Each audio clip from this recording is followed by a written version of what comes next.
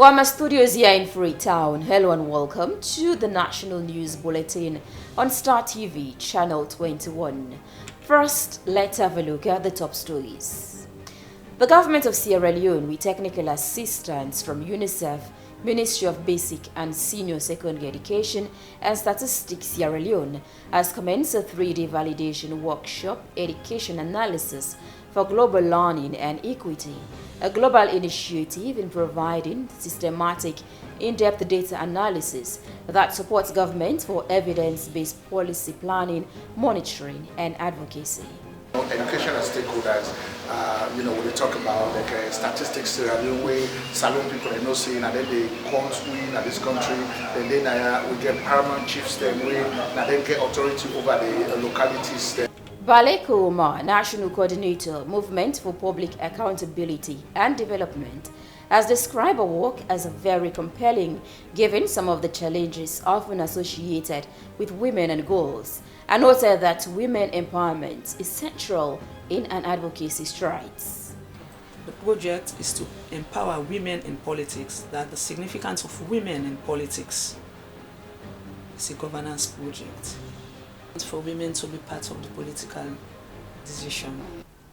And in sports, the Bo District Football Association has begun its first and second division league in Bo City, with over 20 teams taking part in the competition. We'll be having a very encouraging turnout.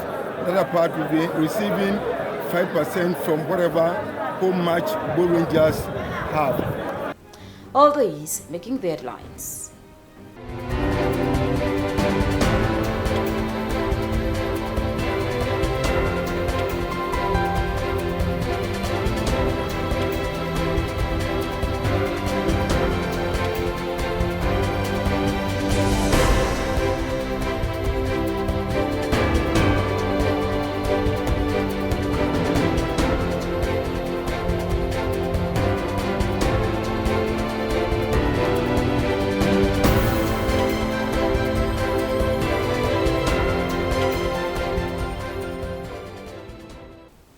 And now let's have details of the news. I am Leonora Jawara. The government of Sierra Leone, with technical assistance from UNICEF, Ministry of Basic and Senior Secondary Education and Statistics Sierra Leone, has commenced a 3-day validation workshop, Education Analysis for Global Learning and Equity, Mixed Eagle. This is a global initiative in providing systematic, in-depth data analysis that supports government for evidence-based policy planning, monitoring, and advocacy. Abdulrahman Kamara compiled this report, read by Moses Ojo Kamara. Speaking on the importance of the workshop, the communications specialist, Ministry of Basic and Senior Secondary Education, Ibrahim Sherif, noted that Sierra Leone is one of the first countries that implemented Mix6 using the most recent household survey datasets. The initiative focuses on equity issues in education, such as gender, ethnicity, socioeconomic status, child labor, and subnational geographical areas. Stakeholders together, education and stakeholders, when they talk about statistics, the way Salon people are not seeing, and then they count we in this country, then we get paramount chiefs, then we then get authority over the localities, then we get district council people, then we get plenty other stakeholders that all don't come together for first of all look at the data we make Mike's Eagle don't provide, way the Mike 6 data where they don't collect over the years. For let us come discuss and waiting at some of them findings, waiting they don't find out, and for let us see if we agree with their findings or we disagree with their findings. Waiting at some of the barriers that we don't see, waiting at some of the other critical issues that we will discuss. So at the end of the day, we will incorporate all of this information inside one package where they will use as a country report. The Mixed Eagle analysis is carried out with the government's leadership and technical assistance from UNICEF's regional office, with a view that the initiative should be understood as a complementary study, as the education sector requires wider data, such as teachers, learning and public finance, using recently available Mix6 data to contribute to increasing the capacity of ministry and partners to monitor education development of the country for better results. One for no, waiting they make way picking in a Sierra Leone not able for go school. And if they go school, waiting they make way, then they drop out of school. And waiting at some of the gender disparities, the way they make way, the education way we're supposed for give with beginner, we're not able for give them the way. You know, when I don't say this government here in priority, number one, for make sure say we don't develop the human capacity of the country. And by doing that, there is a focus on education. Ibrahim Sherif, Communications Specialist, Ministry of Basic and Senior Secondary Education, highlighted some of the objectives of the project, including the review mixed sex education data in the context of equity and discussed the implication for further analysis policy and programs, whilst identifying the needs and prepare a list for additional analysis. You know, the national school census is very important also because now from the national school census we're able to know a lot of information we go help the ministry and the government for plan well, you know, on how they therefore unfold the other phases. The expected outcome of the 3-day validation workshop will increase participants' awareness and capacity in data monitoring and application. Compiled by Abdurrahman Kamar, CNN Rights reporting in Freetown. Now, Bale Kuruma, National Coordinator, Movement for Public Accountability and Development, has described her work as very compelling, given some of the challenges often associated with women and girls, and noted that women empowerment is central in an advocacy strides. She said more in this interview. As an organization, we start this organization as a drama theater group called FLAG, Future Leaders Action Group for Education, where we perform street drama in disseminating the message to the people, the message of accountability and good governance to people out there. But now, since 2008, we have transformed into a movement which is now called the Movement for Public Accountability and Development, MOPAD. The project is to empower women in politics, that the significance of women in politics is a governance project. It's for women to be part of the political decision. Why? Because for me and UNESCO, we believe that women are less corrupt. I'm telling you. Looking at the percentage rates of the percentage rates of Sierra Leone, the population rate, women form the majority because we are 52%. But when you look at women in parliament, recently it's just 13%. There are not many. We don't have lots of women involved in governance issues. Not only governance issues. Women, they don't give women the chance to actively participate towards politics in this country. The political parties don't give symbol to lots of women. There are few women out there, few women in parliamentarian, councillors. When you go to council, we don't have much women. They don't give us the space to participate, to actively participate in politics. Just check the percentage. Anyway, 50%, they are reaching out to the grassroots. But I'm telling you, they target more of the elite. And we are talking about the grassroots. Because most of the women out there are engaged at the grassroots. I'm telling you, the bulk of women, 60 to 70% are grassroots, not elite. So we need to target the organization out there, the women organization, those organizations supporting women need to target the grassroots. Because everything starts from the grassroots. If you want the country to be developed, you need to target the grassroots. Don't just leave it among the elites, the universities. Not everyone have the opportunity, especially women, to be up there. Most of them, look at the Dove Courts, they are bachelors. They are the grassroots. And looking at them, they form majority of the women of this country, the population of this country. I'm telling you. But they are not targeting the grassroots 100%. We need to empower our girls for them to become better people in future tomorrow.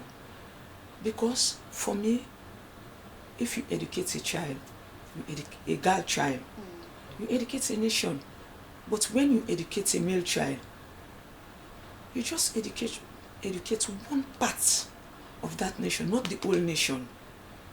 Not only in governance issues, but also in issues, developmental issues of the country.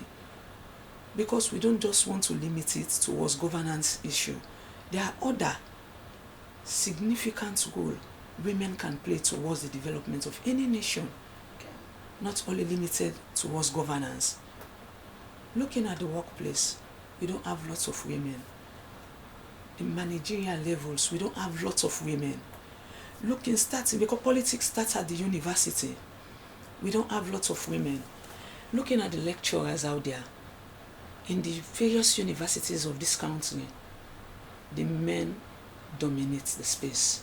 I'm telling you, we have lots of male lecturers than female, because they are not empowered. They are not given the chance.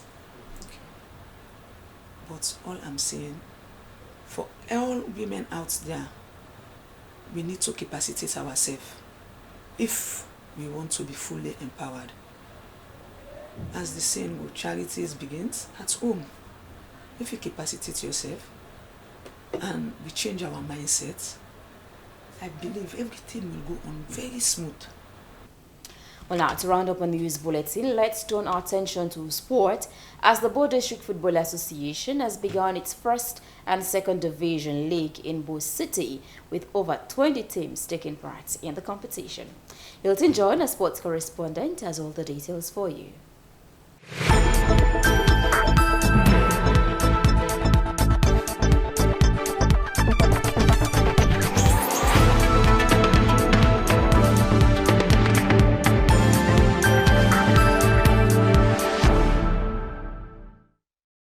Hello everyone, welcome for today's sporting news. We start to local scene.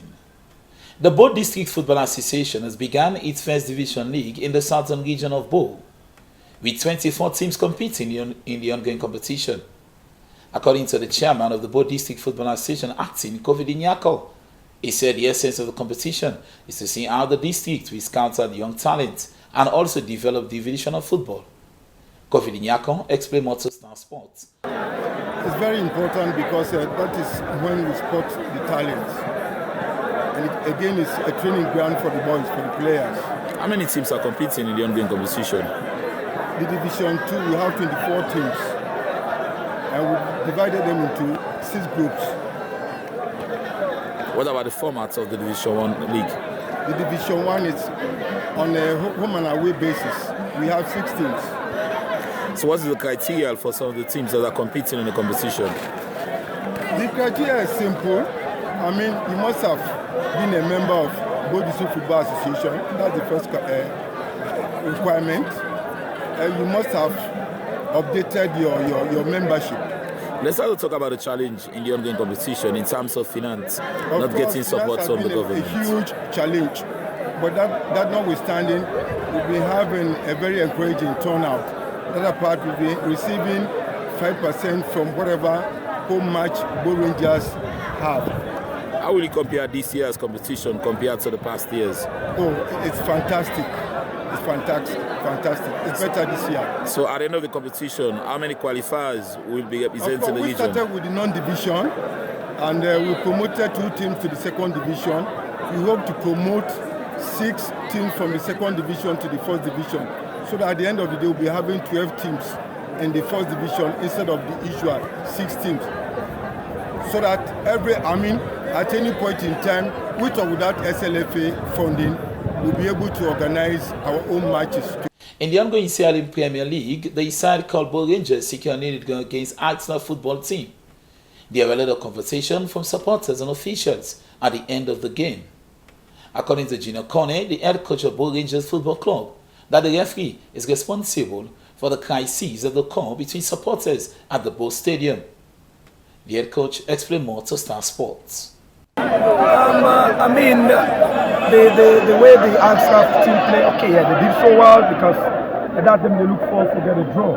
But I'm so disappointed. Man, they got the level on the field. Which kind of football we are supposed to today? I know one day see this kind of football before. They do so well in playing. All of a sudden, in the beginning, they don't on the field. Back. Are you satisfied with the officiating of the FG? Well, I don't look at referees. The referees are here to do their own stuff. They did well. It seems as if like the pressure of what's happening within the field make the referees them, may they get it wrong one way or the other. But they did well. We see later part of the game, a lot of challenge come from both team supporters. I be feel when I be get this attack. I felt so disappointed. Yes, because maybe they look and say football, it's a friendly stuff, support your team so that your team do well. But what I see today, too bad.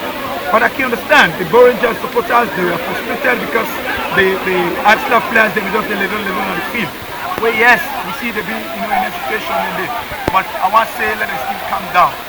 Football and that kind of way. This was the situation of the Southern Region of Bow in the ongoing Sierra Leone Premier League. FC Cannon secured 2-1 victory against Central Parade, trailing the side called Eastern Lions in the ongoing Premier League.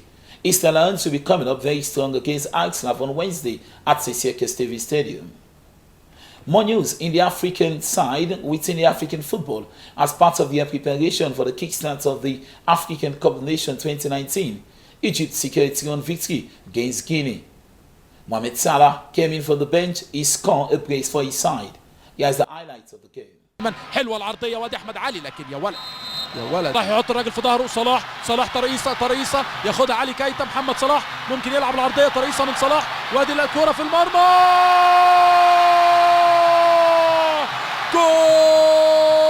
جول علي سجل لكن صلاح يعمل الشغل كله المتعه كلها عند صلاح المتعه كلها عند نجم ليفربول محمد صلاح نجمنا محمد صلاح والفرحه الكبيره النني دي تأثير محمد صلاح ممكن يخلصها من مرة واحدة لعمر جابر تسديدة من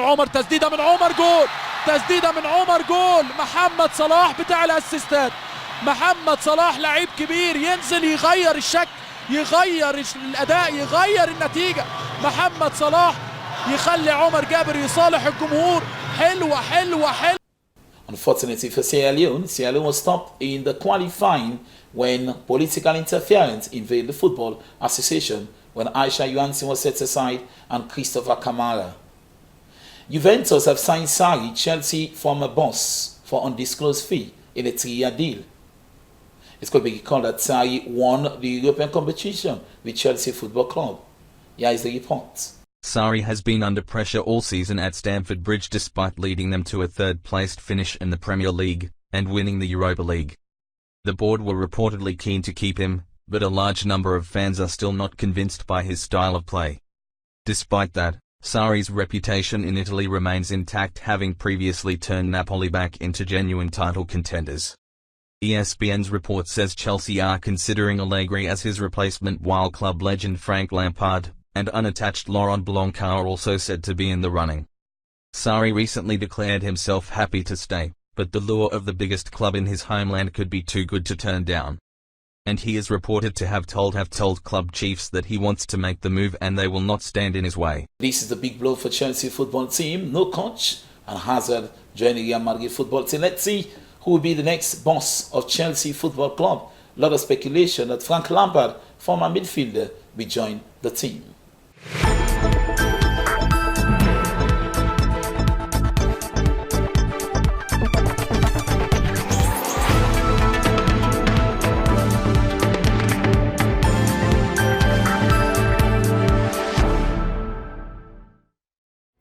Well, that's all in a Star News Bulletin file. Thank you for watching.